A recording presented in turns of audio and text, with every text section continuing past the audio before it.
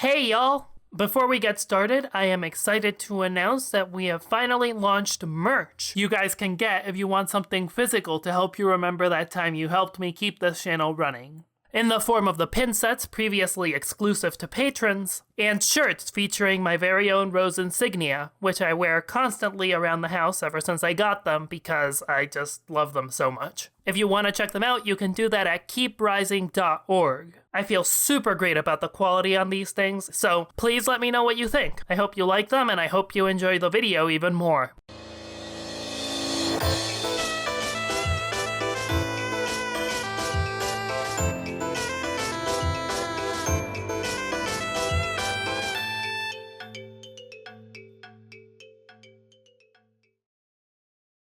Hey guys, there are a number of ways to read the aspect wheel and derive meaning from it. And the cool thing is that you don't really have to commit to just one. This is just a set of symbols, which means that it can be interpreted really flexibly. Now, most of you are probably aware of the top to bottom, idealistic to materialistic divide that I've presented previously. Basically, aspects concentrated towards the top of the wheel tend to be more idealistic or imaginary, while aspects towards the bottom tend to be more materialistic and physical, or grounded or realistic.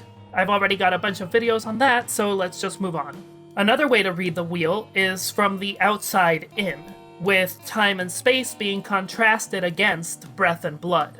I'm going to describe this as the environmental and social dichotomy, with time and space at the poles representing the most environmental aspects, and breath and blood at the center representing the most social ones. The other 8 aspects make up the difference, describing how people perceive both their natural and social realities and how they respond to them. Do they believe in a higher meaning in their reality, or do they believe it's meaningless? Do they feel empowered by their reality, or limited and trapped? And so on. Another way to read the wheel is from left to right, which I'll call the temperature reading, or the cold to hot reading.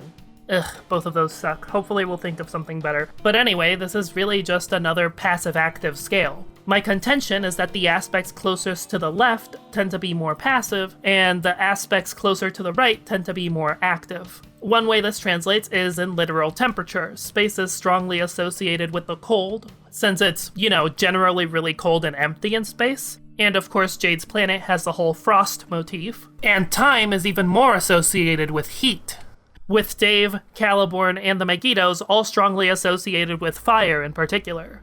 While we're at it, there's a solid case to be made that each of the cardinal aspects of breath, blood, space, and time are associated with one of the classical elements, but that's some theory for another time. We're getting sidetracked. It's worth mentioning that space is canonically somewhat equated with passivity, and lying in wait until the moment is right to have a dramatic impact. Whereas time is pretty much the opposite, giving its heroes the power to be in almost any situation several times over at once if they want to put their particular energy and will into effect really directly and relentlessly. Temperature is itself understandable as a yin-yang dichotomy. The cold is typically associated with yin, and the heat is typically associated with yang, which makes a lot of sense because ultimately all temperature measures is the amount of activity in any given combination of molecules. The more energy there is in a body system, the more the molecules will vibrate and the more heat they will produce. And by now you're probably groaning, but OD, does that mean there are supposed to be 2 active-passive systems? Classes are already active and passive. Why does the system have to be even more complicated? Please stop. And I'm here to relieve you. No, there's not one more active-passive scale, there's 2.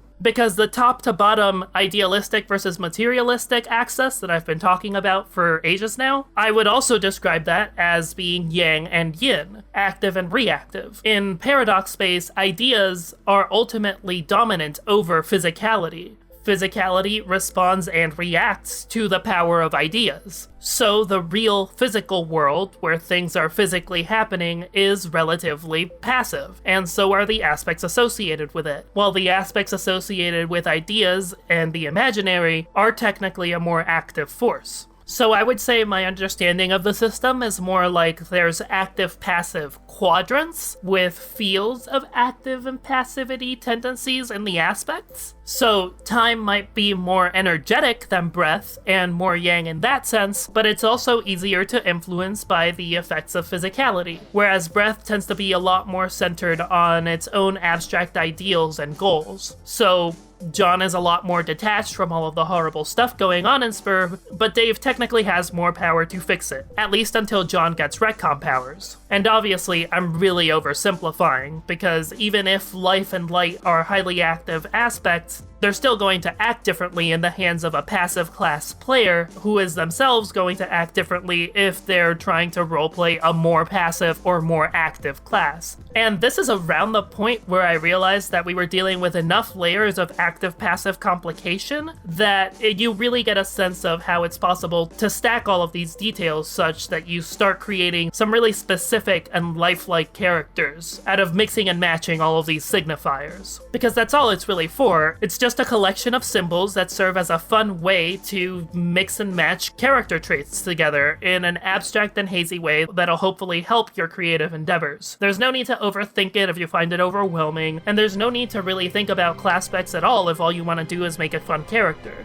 But I find it really interesting, and it seems like a lot of you do too, so it's just fun to talk about, and I just figured I'd talk about it for a little while. I didn't cover everything I wanted to cover with this, but I'm afraid we're out of time, so that's gonna do it for now. Next time we talk about aspects, it'll be about the split complement theory, and the broader implications that might have for how we can use color theory to understand the aspects. Thanks so much for watching, and as always, thanks a ton to my patrons for making this video and this series possible. Absolutely none of this would be possible without them, and I'm always so grateful when I get a chance to upload a new video for you guys. So if you want to see more of these, feel free to join them if you're able. You'll get access to a pretty cool Discord community and sneak peeks of my work when I'm able to provide them. So until next time, keep rising,